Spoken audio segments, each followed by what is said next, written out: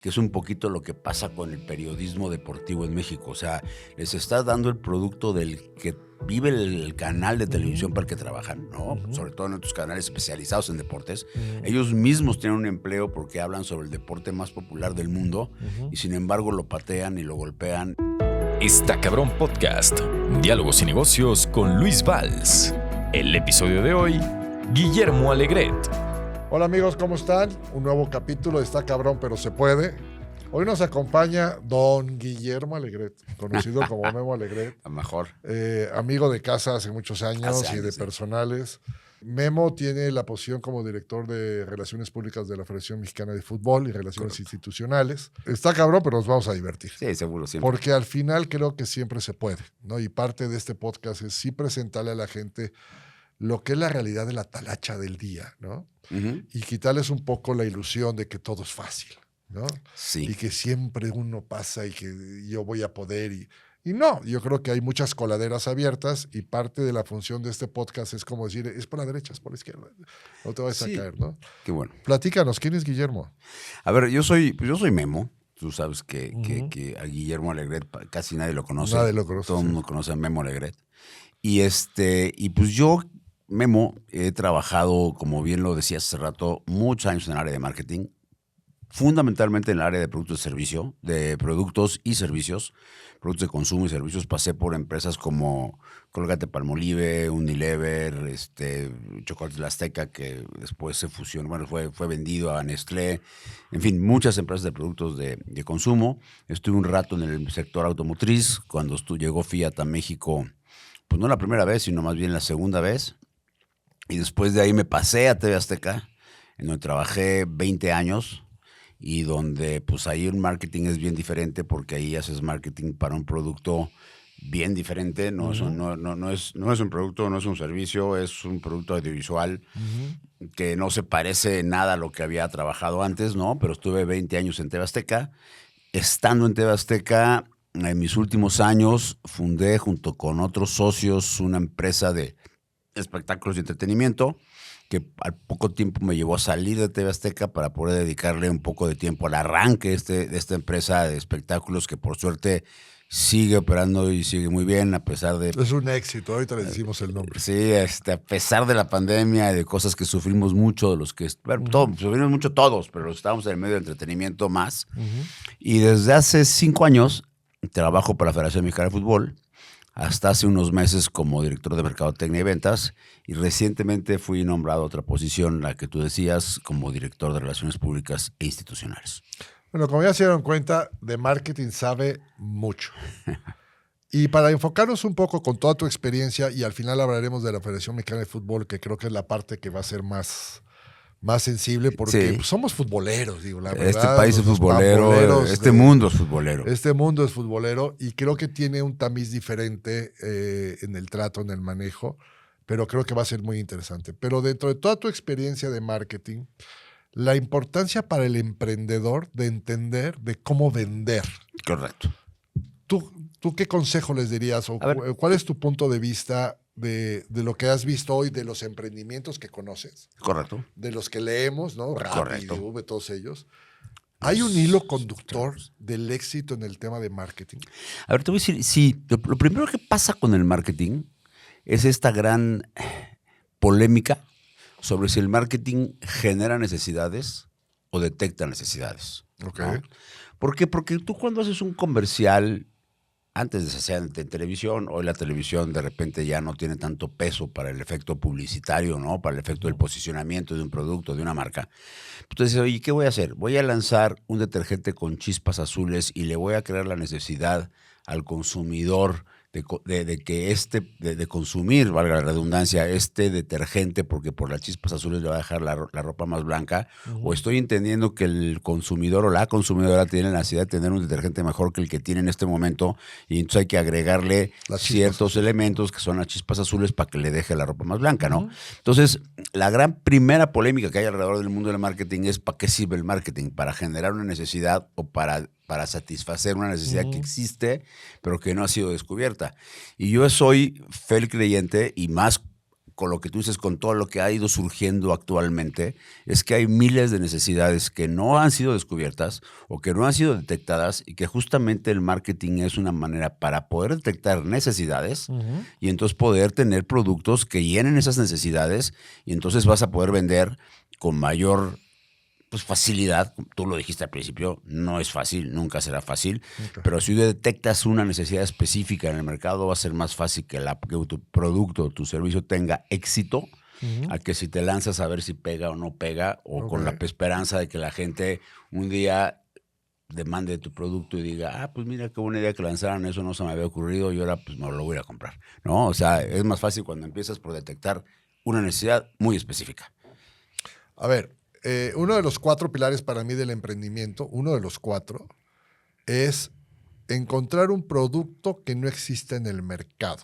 Porque no puedes abrir un emprendimiento para vender algo que ya existe. Sí. Detecta qué necesidad tiene el mercado. Sí. Con base en lo que tú me dices, entonces el marketing es el paso A. Correcto. ¿No? Entonces, y créeme que los hemos visto emprendedores y hasta yo mismo he pasado que el marketing lo veo como posesionar lo que yo creo que ya pasó. Entonces estamos en un error todos. Yo creo que primero tenemos que hacer un ejercicio, de acuerdo a la experiencia que tú tienes, de marketing para detectar las necesidades. ¿Es correcto esto? Eso es correcto. Y te voy a decir una cosa, y no necesariamente es lanzando un producto que ya no existe. A lo mejor es lanzando un producto parecido a alguno que existe, pero que tiene alguna mejora o algún beneficio adicional, que tiene un valor agregado contra lo que ya existe, ¿no? Porque también está cabrón encontrar productos que no existan, ¿no? Claro. O sea, tienes que ser demasiado creativo y demasiado imaginativo como para de repente decir, ok, hay una necesidad específica en el mundo del delivery, ¿no? Para que tu comida o para que tu compra en el autoservicio llegue más rápido y existe la necesidad o no existe la necesidad. Claro que te tienes que recurrir al marketing primero para ver si existe la necesidad y entonces a lo mejor perfeccionas algo que ya está en base a una necesidad que ya existe, o a lo mejor lo que haces es sí crear un producto nuevo. Claro, pero tienes que partir de entender las necesidades, sin duda. Y la alguna. otra es darte cuenta que a lo mejor no sirve de nada tu idea. O a lo mejor darte cuenta que tu idea no sirve de nada porque es una idea que está ya sumamente explotada, ¿no? O es una idea que a lo mejor a nadie le interesa y que pues mejor debes de pensar en otra cosa, ¿no? Ahora, a mí me hace mucho sentido, y lo hemos platicado, es marketing es igual a gasto. O sea, hay que tener una lana para hacer el marketing. Entendiendo ahora que si primero haces el marketing, el tiro al dardo es como más seguro. Correcto. ¿Es caro el marketing? O sea, los marqueteros más que gasto le llamamos inversión. ¿Por qué? Pues sí, gastas una lana, pero es una lana que vas a gastar con el objetivo de encontrar un nicho de mercado en el que tú puedas participar y que a la larga te va a generar un revenue, ¿no? Y por eso más que gasto le llamamos inversión. ¿Es caro? ¿Es caro al principio? Sí. Porque al principio es parte de tu inversión para montar un negocio y tal vez yo te diría debería ser el primer gasto que tienes o el primer egreso que tienes que considerar a la hora de montar un negocio, ¿no? Porque pues, todo el mundo piensa, bueno, a ver, tengo que tener una bodega y luego tengo que tener un camioncito repartidor o luego tengo que tener un desarrollo de sistemas determinado, tal. Espérame, tengo que tener una fuerte inversión o una inversión importante del posicionamiento de mi marca. Entonces, desde que está tu análisis de inversión inicial, tienes que considerar ese egreso o ese, tú le llamas gasto, yo le llamo inversión, pero tienes que tiene que formar parte de tu proyecto de inversión, de negocio, el rubro o el área de marketing, porque pues puedes tener un desarrollo de sistemas muy importante, puedes tener una app buenísima, pero otra vez, si no entiendes ni para quién es, ni por qué es, ni para qué es, de nada te va a servir, ¿no? Y entiendo que este presupuesto es primero para encontrar realmente si mi idea es buena o no. Sin duda. Y la segunda parte es cómo posiciono lo que ya me di cuenta que sí. Es correcto. Entonces son dos tipos de presupuestos Por que van supuesto. del tamaño del producto que tengas que hacer. Uno puede ser, o sea, y sí, yo lo dividiría en dos, así como lo acabas de poner. Uno es la investigación de mercados, ¿no? Esa es la primera parte del marketing, es ir a preguntar al consumidor qué opina del producto que tú tienes en mente, ¿no? Qué tan necesario es para él, qué tan útil es para él y qué tanto lo usaría en caso de que existiera, ¿no? Esa sería como la primera parte y eso se enfoca un poco más en el área de la investigación de mercados, ¿no? Donde hay dos tipos de investigaciones, cualitativas y cuantitativas. Las cuantitativas son preguntas cerradas, hace encuestas a 300 personas y el 25% te contestaron que sí y el otro que te contestó que no y en fin, ¿no? Esas son las cuantitativas. Las cualitativas, que también son muy útiles, una no puede vivir sin la otra, son las sesiones de grupo. En donde los focus groups, efectivamente, donde tú juntas en una sala o en una mesa a varias personas de la edad a la que piensas que tu producto debe ir dirigido y entonces ante preguntas o ante la estimulación de un moderador van saliendo muchas cosas que a mí me parece muy valioso porque salen cosas de forma espontánea que a lo mejor ni siquiera te hubiera ocurrido preguntarla en una encuesta cerrada, ¿no? Claro, claro. Entonces, las dos son válidas y por ahí tendrías que empezar, ¿no? Entonces, cuando ustedes tengan una idea, váyanse a un focus group, váyanse a un estudio de mercado, que sinceramente yo he visto muy poca gente que lo tiene como plan A.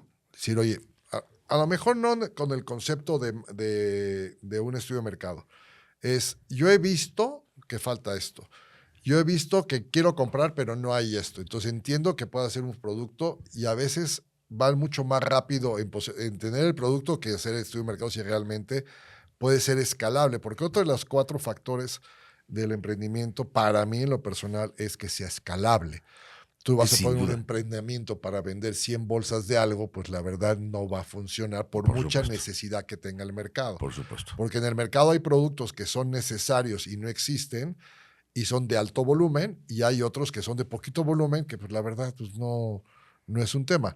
El estudio de mercado como primer paso, ¿hay algunas reglas? ¿Hay algún tipo, no sé, si le dijeras a nuestro público, oye, pues cuando vayan a hacer el estudio de mercado, estas 3 cosas no pueden faltar?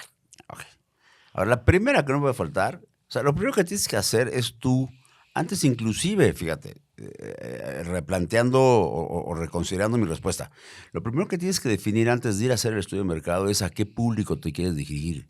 O sea, en términos de marketing, ¿cuál es tu target group? ¿No? O sea, ¿cuál es el público al que tú te quieres dirigir? ¿Cuál es el público al que quiere que consuma tu producto, que quiera tu servicio? Y me refiero a niveles de edad, me refiero a tipo de sexo, me refiero a tipo de si es población rural o población urbana, etcétera. O sea, tienes que definir cuál es tu target group. Primero, eso es lo primero que no puede faltar. Segundo, tiene que haber una descripción exacta o lo más exacta posible del producto que tú vas a lanzar. O sea, que no quede lugar a dudas de qué es lo que estás ofreciendo, ¿no? O sea, que no sea una cosa muy genérica. Sí, que no sea una cosa muy genérica. Oye, fíjate que esto puede ser para que tu perro se porte mejor. Sí, una bolsa verde. Exacto. Y ya, ¿no? Entonces, sí tienes que ser como muy específico en la descripción de tu producto. Y después, si puedes tener el producto, ya sea físico o si es algo digital o virtual, una demostración, una demo de tu producto, mejor aún, porque entonces va a ser más fácil que la gente lo entienda y que sepa si le puede ser amigable, si le puede ser funcional, si le puede ser útil, etcétera. Yo creo que son las 3 cosas fundamentales, ¿no? Señores, ya vieron las 3 cosas fundamentales para arrancar un posible estudio de mercado. Y ahora es el momento que le den a suscribirse al canal para que sigan viendo todos los contenidos que tenemos. Denle suscribir al canal para que sean parte ya de todos estos podcasts y todo lo que estamos haciendo. Ya que tengo esta parte, ¿no? de identificar, pues ya tengo el demo, ya tengo toda esta parte. ¿Me tengo que ir a una empresa que me lo hagan o puedo hacer un Friends and Family, familia, poner a los cuates, ayúdenme a sacar una encuesta? Porque al final hay un tema de presupuesto. Los emprendimientos empiezan con muy poca lana. O nada. Con muy poca lana. ¿No? Y además hoy hay muchos casos, ¿no? De gente que ha sido exitosa sin meterle mucha lana al negocio, ¿no? Entonces, como que la tendencia va para allá. Pero tú sí lo puedes hacer en un Friends and Family, sí lo puedes hacer. Un día los invitas a tu casa, los invitas a un restaurante o lo que sea ahí, y ahí tú puedes ir haciendo las preguntas. Pero precisamente por lo mismo tienes que tener bien definido a quién vas a hablarle y qué es lo que quieres investigar y qué es lo que quieres saber, para que no divagues, porque también, a ver, pareciera muy fácil, porque puede ser una conversación muy abierta el conducir un focus group y decir, pues vamos a hablar de este rollo. Pero si no tienes un poquito como esa habilidad para centrar a la gente al tema en el que tú estás queriendo investigar, No te va a hacer la bien. gente te puede ir por otro lado y acabas hablando de, ¿no?, de plantas cuando lo que Sí, quieres investigar es de fútbol, ¿no? Entonces, eso sí lo tienes que tener como muy claro o lo puedes hacer, pero sí lo puedes hacer así. O sea, hoy también, y sucede, en el mundo del marketing actual, ya las empresas de investigación de mercado ya no son tan recurridas como lo eran antes. Sí por las grandes empresas, ¿no? Por las grandes empresas que tienen grandes presupuestos, pero no por las pequeñas o por las nuevas empresas que están en un plan de inicio, desarrollo, de un crecimiento inicial. Entonces sí lo puedes hacer tú. Por supuesto que lo puedes hacer tú, porque también tienes como la forma de ver cómo obtener los resultados con el menor recurso posible, porque eso sucede en las empresas grandes y en las empresas pequeñas, ¿no? O en las empresas transnacionales como las empresas de un emprendedor. Entonces tienes que ver cómo hacer para sacar el mayor beneficio con el menor recurso posible. Entonces sí se puede hacer, obviamente es válido, pero no está de más comprarse algún librito o digital guía, o físico, claro. y leerte las ciertas reglas que tienes que más o menos cumplir para poder llevar a cabo un focus group o para armar una encuesta, qué preguntas tienes que abarcar, cuáles son abiertas, cuáles son cerradas, etcétera. Creo que sí vale la pena estudiar y no aventarte un poquillo nada más así como el borras, ¿no? Sí, porque al final, yo siempre he dicho que una idea no es un emprendimiento. No. O sea, una idea tiene que pasar a un proyecto y del proyecto tiene que pasar a una incubación y pues una aceleración y pues ya lo sacas, ¿no? Sí. Entonces, quiero entender que a ver si tú estás de acuerdo conmigo, de una idea a un proyecto, el tema del marketing inicial es clave. Correcto. Porque no puedes hacer un proyecto sin saber todo esto que nos estás diciendo. Correcto. Y creo que muchos no tomamos en cuenta esto, sino de la idea nos vamos directamente al proyecto y a la elaboración y al si es servicio y si es producto. Y ya estamos en el proyecto y en el proyecto empezamos a hacer una investigación de mercados. Entonces, primer paso, chavos, ya tienen la idea, métanse a un tema de estudios de mercado para que comiencen a hacer un proyecto. Correcto. Y con eso ya a lo mejor dices, pues sí necesito un fondeo porque esto viene mucho más grande, me di cuenta que viene más. O sea, ya el proyecto puede cambiar totalmente el concepto. Ciertamente. Hasta de no hacerlo. Sí, por supuesto. ¿No? A ver qué no es viable. Porque falta la segunda parte, ¿no? Que a los marqueteros, y a los creativos, a los jóvenes, a los emprendedores nos da mucha flojera, que es la parte financiera, ¿no? Porque tú puedes tener... Ya descubriste que tu idea es enorme, ¿no? Que es grandiosa, que sí va a funcionar, que los consumidores o tu público objetivo o tus usuarios sí van a consumir tu producto porque descubriste que tenían una necesidad específica muy importante que tú se las vas a satisfacer, etcétera. Pero luego primero tienes que ver, entonces, ¿cuánto te vas a gastar en el desarrollo del proyecto, ¿no? Si requieres de una inversión, si es un proyecto digital, pues a lo mejor no requieres de una inversión de un local o no requieres de una inversión de una máquina maquiladora, o no, pero alguna inversión tienes que tener, ¿no? O sea, le tienes que pagar a un desarrollador o al menos Claro, que un desarrollador. Entonces tienes que tener una serie de gastos y de costos iniciales y tienes que tener una proyección de ingresos, ¿no? Que te haga dar cuenta hasta cuánto puedes aguantar antes de empezar a ganar dinero. Claro. Ningún negocio te paga utilidades al día 1, ni al mes 1, ni al semestre 1, ¿no? O sea, probablemente... Mira, hay por ahí una regla, o había una regla, a mí me la desmitificó un jefe que tuve por 20 años en TV Azteca, Ricardo Salinas, donde los negocios podían aguantar 5 años sin generar utilidades y que eso estaba bien, ¿no? Y cuando llegué a trabajar con él, me dijo, aquí los negocios o ganan al año 1 o se mueren, creo, ¿no? Uh-huh. Entonces, con ese chip aprendí a trabajar. Yo te diría que sí es posible que en un año un negocio genere dinero, pero no es posible que en menos de un año un negocio genere dinero. Entonces tú tienes que tener un plan financiero después de que tengas todo esto bien amarrado con el consumidor, después de que ya te diste cuenta que sí es un producto que va a ser exitoso, que a la gente le va a gustar, que tal. Entonces empiezas con el desarrollo del proyecto, del producto, del proyecto, y entonces tienes que entrar a los números. Eso nos da una tremenda flojera a la gran mayoría. O sea, a mí me dan flojera los números, ¿no? Sí, Después sí. aprendes como hasta quererlos un poquito porque te das cuenta que es como tu perro guía, ¿no? Porque no te puedes mover sin saber cómo están tus números, ¿no? Pero, y que todas tus decisiones tienen que ser tomadas en base a un estado de resultados. Pero tienes que tener una proyección inicial hecha con mucho cuidado, Luis, porque te voy a decir algo.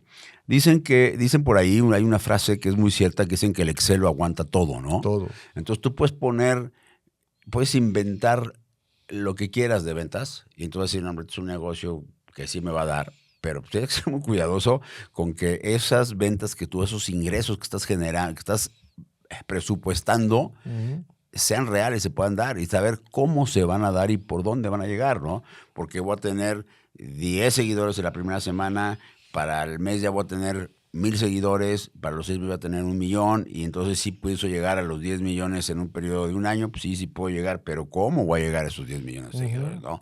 Tengo que hacer una campaña de posicionamiento, en qué plataforma o en qué medios voy a hacer una campaña de posicionamiento.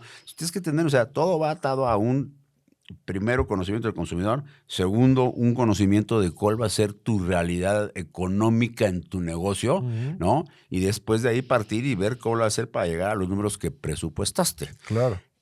A la hora que haces un presupuesto anual de ingresos o egresos, tienes una parte muy segura, que esa es la parte de los egresos. O sea, lo que te vas a gastar, Eso es seguro. eso es seguro. Lo que no sabes es si lo que presupuestas que te va a entrar en realidad te vaya a entrar, ¿no? Y entonces, si empiezas a darte cuenta que te está entrando más, qué bueno, no le subas al gasto. El gasto es el presupuestado. Pero si te das cuenta que lo que te está entrando es menor a lo que tienes que ser presupuestado, pues sí le tienes que bajar al costo, ¿no? Y entonces a lo mejor eso retrasa un poco más la línea de éxito de tu proyecto. Pero son cosas que van de la mano. O sea, hoy el mundo del marketing, el mundo de la creatividad, y el mundo de la publicidad, y el mundo divertido de los nuevos productos, de los startups, de todos, todo tiene que estar atado a un tema financiero. Un tema financiero. Del cual, insisto, a veces le huimos y le damos la vuelta, pero es inevitable pasar por él. No, y parte de lo que dices es que el Excel aguanta todo. Nosotros hemos visto varios proyectos que se han hundido porque el gasto más importante es el sueldo del emprendedor. Ah, claro. Entonces dices, oye, no, espérame, tú no puedes cobrar sueldo porque te estás comiendo la empresa. Entonces empiezan pidiendo préstamos y asociándose porque pues, yo de qué voy a vivir. Entonces hay un tema, decir, oye, a ver, sí lo voy a hacer, pero no puedo cargar todo mi dinero que necesito para vivir en un proyecto que todavía no genera un solo peso. Es correctísimo. Y entonces, y mucha gente tiene eso y dice, oye, ¿pero de qué voy a vivir? Me dice Luis, pues de otros ingresos, búscate otro por lo menos los 2 primeros años. Y hay una realidad, el 95% de los emprendimientos tienen problemas financieros siempre porque toman más gastos de lo que son. Es correcto. Y entonces recurren al socio. Sí. Y el socio es lo más caro que hay porque le pagas con acciones. Sí. Y es el más complicado, yo le llamo que es el ponchasueñitos, ¿no? O sea, es el que te dice, no, pues si va bien, dame más lana porque pues yo puse la lana. Y si te va mal, pues a mí dame mi lana, Sí, ¿no? sí. Yo iba a tal. Entonces tengan mucho cuidado con este tema, creo que vale la pena que sean muy conscientes en el asunto de los dineros. Porque de los dineros sale la inversión, sale en la parte de marketing, sale muchas cosas que a futuro, entre 3 y 4 o 5 años, podrán ser un buen negocio. Sí. Y será resultado de una buena gestión, no solamente la parte de la creatividad, la innovación y el proyecto y las bolsitas verdes, sino hay todo un equipo atrás. De la experiencia que tú has tenido en todas las marcas que has trabajado, te ha tocado hacer lanzamientos. Sí, por supuesto. ¿El peor fracaso? ¿Cuál de todos? Como dice un amigo, ¿tienes una hora más? Exacto. No, sí. Tal vez uno de los peores que me acuerdo, cuando yo trabajaba en Unilever, que manejaba la marca Caro, esta marca de hot cakes, yo pensé, y fíjate que hicimos, o sea, y seguí los procesos, pero se me ocurrió que en lugar de vender, bueno, que además de vender la caja con la bolsa de harina, esa que abres y Sí, sí, que sí. luego le va sobrando hasta que se acaba, Ajá. dije, ¿por qué no dentro de una caja ponemos sobres con porciones ya predeterminadas para 4 personas, ¿no? Y entonces tú abres la caja y en lugar de que hay una bolsa de harina, hay sobres, tú sacas Ajá. el sobre y con eso, de ahí, tú ya tienes para preparar el desayuno de tus 4 miembros de la familia. Ese, por ejemplo, fue un fracaso completo.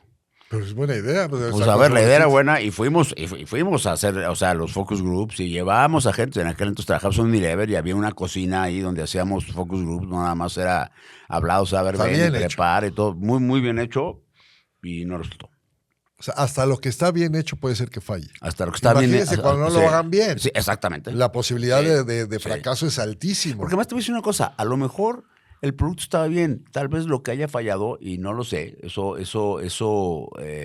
hoy al tiempo no lo tengo como tan en la memoria y no lo tengo como tanto en mi parte de aprendizaje, porque una buena idea mal comunicada equivale a tener una mala idea, güey, ¿sabes? Entonces, probablemente lo que sucedió en este caso es que sí la idea fue buena, es que sí fue aceptado en los focus groups, que sí fue aceptada en las acciones de grupo, ¿no? Pero que a la hora de comunicar la idea en un spot publicitario no fuimos lo suficientemente asertivos y no comunicamos los beneficios reales del producto y por eso la gente no lo consumió. Entonces, esa es la segunda parte del marketing. Ya que tienes el producto, ya que está la investigación, ya que sabes que sí a la gente le va a gustar, entonces es cómo le voy a comunicar a la gente Claro. que lo que ¿Y yo qué tengo. le voy a comunicar? ¿Y qué le voy a comunicar? Por supuesto. ¿A quién? ¿Qué? ¿Cómo? ¿Cuándo? ¿Dónde? O sea, todas esas preguntas, ¿no? Ujú. Tienen que ser resueltas para tener una comunicación asertiva y entonces tú puedas verdaderamente decirle a la gente para qué sirves, ¿no? Claro, ¿y para qué la va a utilizar? Sí. La gente compra un producto por lo que sirve y no por la presentación y el precio. No, ¿Es a cierto? ver, si una presentación atractiva, bueno, puede ser mejor que una no atractiva, pero la gente lo primero que lo hace es por si le sirve o no le sirve. ¿Le sirve o no le Eso, sirve? Exacto. Esa es la primera razón, la primera decisión de compra. Evidentemente, tiene que haber algo para que conozca el producto, porque sea el que sea, si no lo conoce a través de una pauta, ya sea en televisión, ya sea en radio, ya sea en Instagram, ya sea en Facebook, ya sea en Twitter, porque pues ya hoy es mucho más común que la gente se anuncie en redes sociales, que se anuncie en medios masivos, pero tienes que enseñarle a la gente tu producto a través de una pauta publicitaria, tienes que decirle por qué te tiene que consumir, sea cual sea lo que estés ofreciendo, y entonces pues ya hacer que la gente te compre por esa razón por la que tú le estás diciendo que te lo vas a consumir. Pero hay que presumir para qué te sirve. Sí tiene, no. Eso, yo al final, si vas a comprar un jabón con activación de carbón, o dice, bueno, está bien, ¿y qué? ¿Me voy a poner negro o qué? No, es que te sirve para esto. Si yo necesito eso, voy a buscar eso. Es correcto. Tú acabas de tocar un tema bien importante. A ti te tocó el proceso por los años que llevas en el mercado como marketing, del marketing tradicional. Sí. Estuviste en una televisora con temas de publicidad y ahora la transformación del marketing digital. Correcto. ¿Cómo sufre Y del producto digital. Y de producto. ¿Cómo sufrió Memo este proceso de ser experto en todo este tema y de repente que aparece el marketing digital, por muy poquito que haya empezado y después, pero fue un cambio radical para ti?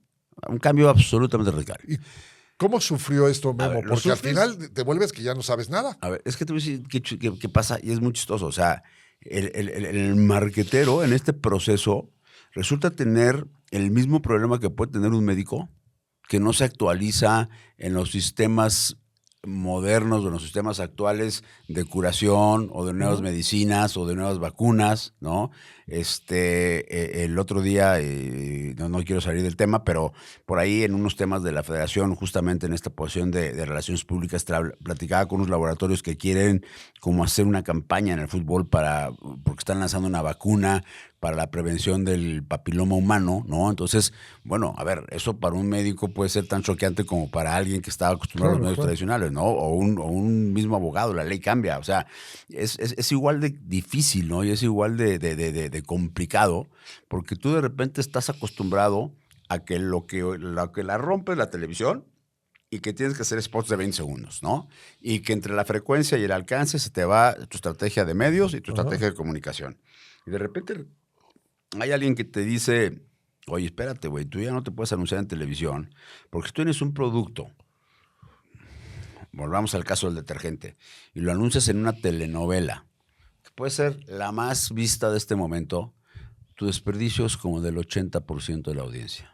Porque además de que lo ve la ama de casa, que es la que va a comprar el detergente con las chispas azules, lo ven muchos niños, y lo ven muchos señores, y lo ven mucha gente que ni siquiera tienen el nivel socioeconómico para poder comprar un detergente y que lavan con un jabonzote, que es con el mismo con el que se bañan, y con el que se lavan el pelo y con el que lavan el coche. Entonces, tienes un gran desperdicio. En cambio, si tú te anuncias o tienes una pauta publicitaria en Instagram, ¿no? Te va a salir infinitamente más barato y vas a llegar solamente al target que tú quieres llegar. Entonces, pero a ver, pero ¿cómo me estás diciendo eso si yo en un spot en el canal de las estrellas puedo tener un alcance de 5, 6, 7, 8, 10 millones de personas y en tu aplicación que se llama Instagram puedo llegar a 10,000 o a 12,000 personas, ¿no? Hay una diferencia enorme, ¿no? O a 100,000 personas contra 5 millones, ¿no?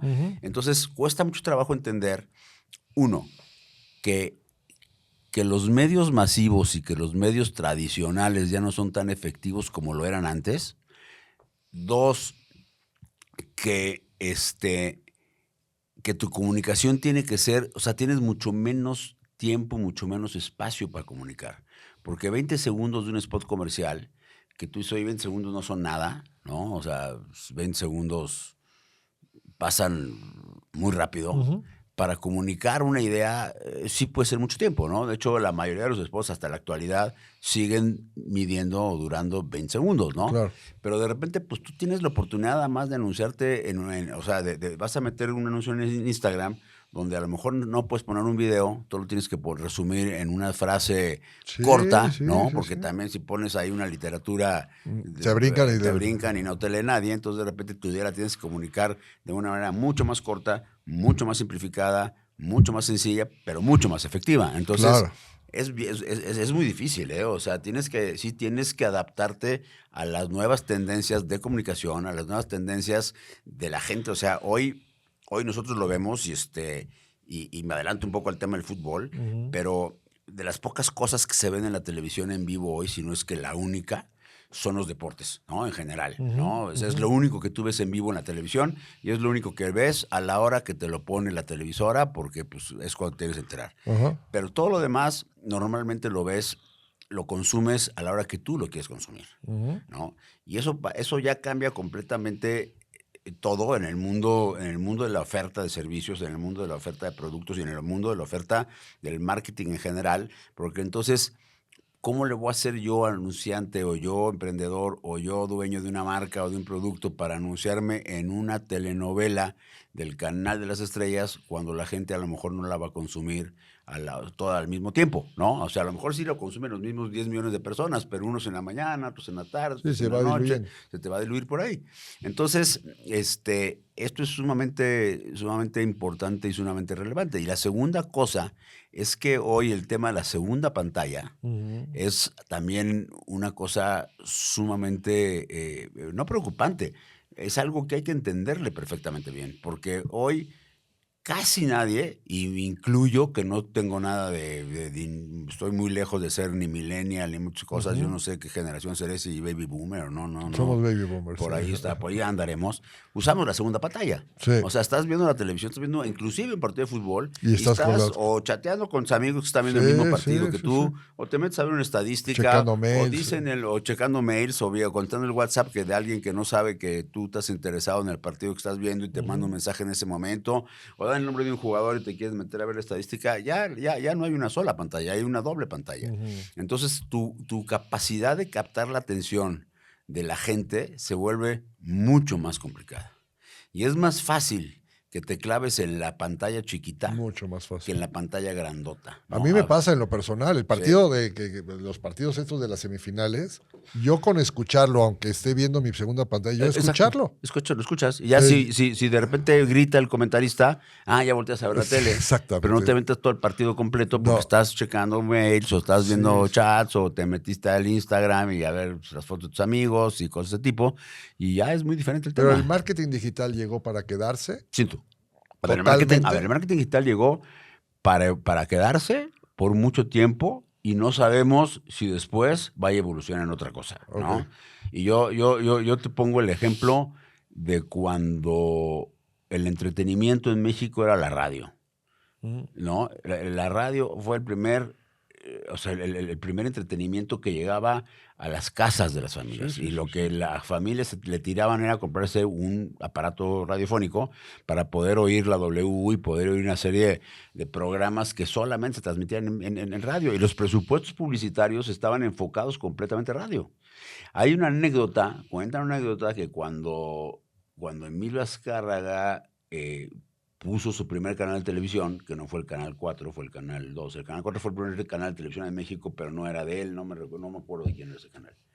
Pero bueno, a Emilio Azcárraga, Vidaurreta te estoy hablando, ¿no? Mandó a su hijo, Emilio Azcárraga Milmo, a operar una televisora, puso una televisora, un canal de televisión en Tijuana y mandó a Emilio Azcárraga Milmo a Tijuana a que aprendiera de televisión. Y Emilio Azcárraga Milmo lo tomó como un castigo porque dijo, ¿por qué me mandan a aprender de un medio nuevo que no va a funcionar o que la gente ni le entiende ni conoce, en lugar de ponerme a dirigir la estación de radio de mi papá, ¿no? La W o la no sé qué, porque lo que entretenía a la gente y era una programación, ¿no te acuerdas que ahí iba la gente? Entonces presentaban ahí a los grandes cantantes, iban y cantaban ahí, ¿no? O sea, las radionovelas. Siempre en domingo, después evoluciona la tele, pero empezó siendo programas, bueno, no siempre en domingo como tal. Como tal, pero el concepto sí, ¿no? Y el Doctor IQ, a lo mejor estoy hablando de cosas que la gente que nos está oyendo ni sabe. Ni sabe, enteraron, los ¿no? Tres Patines. Pero era, bueno, Tres Patines se diga, ¿no? Pero el Doctor IQ, que era un programa de concursos, de preguntas y respuestas, empezó siendo un programa de radio, después se transformó en un programa de televisión. Sí. Pero nadie pensaba que la televisión pudiera tener penetración. Y todo el mundo pensaba que nunca iba a cambiar el mundo del entretenimiento del radio, la televisión, y de repente con el tiempo fue evolucionando y la radio se fue perdiendo y la televisión fue tomando mucha importancia, ¿no? Y ahora está pasando lo mismo de la televisión a los medios digitales. La televisión está restando importancia y la gente está yendo a las plataformas digitales, se está yendo a las aplicaciones, está yendo a una serie de cosas, y entonces antes tal vez podría haber sido un castigo que tú trabajaras en una empresa y ser el director de medios masivos, te mandaran a ser director de medios digitales, decías, oye, pues algo hice mal, para que me estén mandando ahí. A lo mejor ahora la gran recompensa es que te manden como director de medios digitales, ¿no? Claro. Y no sabemos cuánto tiempo más, porque no sabemos qué más pueda venir. O sea, de que ya se quedó, ya se quedó. Ya se quedó. ¿No? Y hay que aprender de eso. Y hay que aprender muchísimo de eso. Hoy ya, antes la tocada era ser brand manager en una empresa. Hoy la tocada es ser community manager en una empresa, ¿no? Claro. O sea, ya esto ya se quedó y esto ya evolucionó para otro lado. Ahora, ¿cuánto tiempo va a permanecer así antes de que venga otra cosa nueva? ¿Quién sabe? ¿Quién sabe? Y a lo mejor no tarda mucho, porque, pues, a ver, la inteligencia artificial ya nos alcanzó, ya nos alcanzaron una serie de cosas, ¿no? Que para nosotros eran imposibles de realizar, ¿no? Tú te acuerdas, porque tú igual que yo veíamos una caricatura cuando éramos niños, que eran los Picapiedra. Sí, claro. Y entonces, no, eran los supersónicos, perdóname. Supersónicos. Y lo de las cosas más impresionantes o que más Imposibles era hacer las videollamadas, ¿no? Que tú hablabas por teléfono y podías ver a la persona con la que estabas hablando, ¿no? Hoy eso ya es cosa del pasado, es cosa del pasado. ¿no? Entonces, ese tipo de cosas que van evolucionando con esa velocidad, pues no sabemos a dónde nos lleven. Hoy hay inteligencia artificial, que también es la mejor excusa para mucha gente decir, no, pues yo no fui el que lo dijo. Sí, lo dijo Chapiti. Yo no fui, fue TT. Pero al final del día, esto va evolucionando muy, muy, muy rápido, Karen, muy rápido. Oye, ahora entremos a la parte que creo que es muy, muy, más que interesante, bonita. Sí. ¿A ti te toca entrar o eliges entrar a la Federación Mexicana de Fútbol?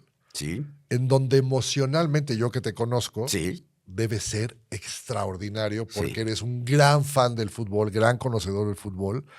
y te toca trabajar en algo que te apasiona en lo personal, eso es un cambio radical, me imagino, Sí. que llegas a un lugar donde dices, este es pues el cielo, ¿no? Sí, claro, claro. Llegaste al cielo a trabajar.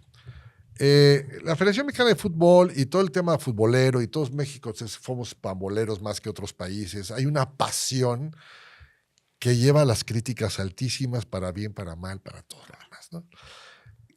Tú entras como director de marketing, después ahora estás como director de innovación, ¿cómo se llama? De relaciones públicas. Sí. ¿Cuál es realmente, desde tu punto de vista que estás dentro de la Federación Mexicana, cuál es el posicionamiento en la sociedad del tema del fútbol y todo lo que va alrededor del fútbol? Fíjate que te voy a decir una cosa. De los errores se aprende.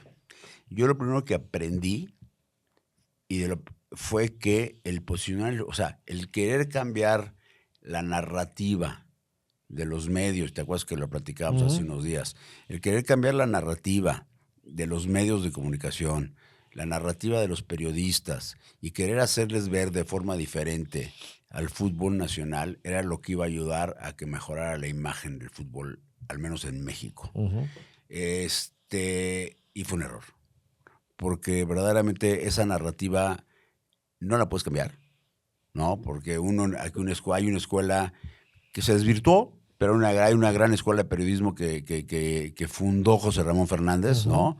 Cuando se volvió el gran crítico de la América y abiertamente criticaba a la América y sus directivos.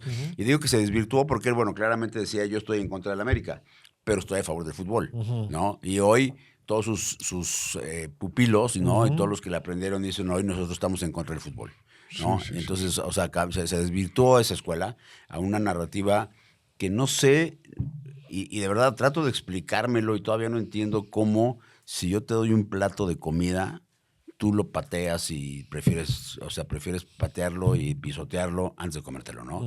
Que es un poquito lo que pasa con el periodismo deportivo en México. O sea, les estás dando el producto del que vive el canal de televisión para el que trabajan, ¿no? Sobre todo en otros canales especializados en deportes. Ellos mismos tienen un empleo porque hablan sobre el deporte más popular del mundo y sin embargo lo patean y lo golpean y todo el tiempo. O sea, si yo tengo aquí un libro tuyo enfrente de mí y si tú ahorita me dices, oye, pues ni lo leas, porque la verdad es que no está tan bueno, pues Claro. ¿no? Y eso es un poquito lo que sucede en el medio deportivo y en general, pero sobre todo en el fútbol nacional. O sea, la narrativa es negativa. Y yo pensaba que para poder hacer un buen marketing deportivo o un buen marketing detrás del fútbol mexicano, tenía que ir a tratar de cambiar estas opiniones o etcétera, ¿no? Porque le decía, oye, a ver, los conozco, yo trabajé en la tele muchos años, conozco a la gran mayoría, muchos pasaron por TV Azteca, los que hoy están en los diferentes medios, la gran mayoría pasaron por la escuela de José Ramón en TV Azteca. Sí. Muchos de ellos, aunque nunca pasaron por ahí, por estar en el medio, los conocí. Y entonces decía, a ver, pues hoy tienen mi teléfono, si tienen dudas sobre algo, yo les resuelvo la duda, recurran a la fuente, ¿no? Y entonces, pero no, ya me di cuenta que por ahí no iba el tema porque bueno, pues hay una escuela de la que no se quiere mover y que es ir en contra de lo que está o de lo que se hace o de lo que va, ¿no? Si lo haces bien, lo ven mal, si lo haces mal, lo ven muy mal, y si lo haces muy mal, te destruye, ¿no? Sí. Yo alguna vez, en plan un poquito ya elevadillo de tono, yo decía, bueno, pues a un comentarista decía, si tú crees que el fútbol mexicano es malo, yo pienso que la prensa deportiva mexicana es la peor que tiene el mundo, ¿no? Porque además es real, o sea, si tú ves algún partido de la Liga Española y ves al comentarista o al narrador narrar al español que está narrado, te dice la Liga Española es la mejor liga del mundo. No es la mejor liga del mundo, tú y yo sabemos que no es la mejor liga del mundo, pero el que está narrando el partido se la cree y está convencido y dice, estás viendo la mejor liga del mundo, así estés viendo un Valladolid contra el Getafe. Y su narrativa va con base en esa... Claro, porque sabe que además a final de cuentas es el mundo al que él pertenece, ¿no? Entonces me di cuenta que el error era ese.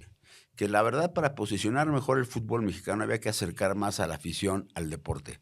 ¿A través de qué? A través de generar ídolos, a través de generar rivalidades entre equipos, a través de hacer estos clásicos locales que por ejemplo, el América Chivas, no, perdóname, el Atlas Chivas o el Tigres Rayados o estos clásicos que empezaron siendo muy locales, empezarles a darle una trascendencia un poco más nacional, ¿no? Y entonces acercar más a la gente al fútbol a través de esto, de la creación de ídolos, de hacer más famosos a los jugadores, de crear rivalidades. Y el mejor ejemplo de lo que te estoy diciendo es algo en el que de repente se nos olvida, pero que hoy es un fenómeno mundial, pero en México como ningún otro país, que es el fútbol femenil. ¿No? El fútbol femenil, antes nadie te podía decir el nombre del centro delantero de las Chivas, ¿no? Y hoy probablemente se lo sepa todo el mundo, ¿no? Que además, con el fútbol femenil, yo creo que se ha hecho un buen trabajo porque, por ejemplo, todo el mundo piensa que el fútbol femenil lo ven las mujeres, cuando en realidad el 50% de la audiencia son hombres y el 50% de la audiencia son mujeres. Y se ha hecho un gran trabajo porque es un fútbol tan limpio y tan ingenuo, vamos a decirlo en ese sentido, que pueden ir las familias completas a ver un partido de fútbol y no hay nadie corre peligro, ¿no? Y se llenan los estadios de maravilla. Y eso es una cosa fundamental. Y eso se logró a través de hacer que la gente conociera a las jugadoras, que las empezara a identificar por nombre, en conjunto con los clubes empezar a traer a ciertas jugadoras internacionales. El caso de Charín Corral, que es mexicana, pero que se fue a jugar a Europa y Pachuca la volvió a traer para acá. Jenny Hermosa, que fue campeona de la Champions League con el Barça, vino a jugar a Pachuca. En fin, empieza a traer jugadores internacionales, empieza a crear ídolos, empieza a acercar a la afición con el deporte y eso hace que el deporte crezca. O sea, lo que hay que hacer en el marketing deportivo, al final de cuentas, el objetivo fundamental es que tu base de aficionados crezca. ¿Y cómo lo vas a hacer crecer? Cuando tienes el enemigo en casa, que se llama la prensa deportiva, se complica muchísimo, pues es tratar de contar las historias buenas y no confrontar a quien va a hablar mal de ti, porque entonces siempre te va a salir mal el pescado. Oye, y hablando de negocios. Sí.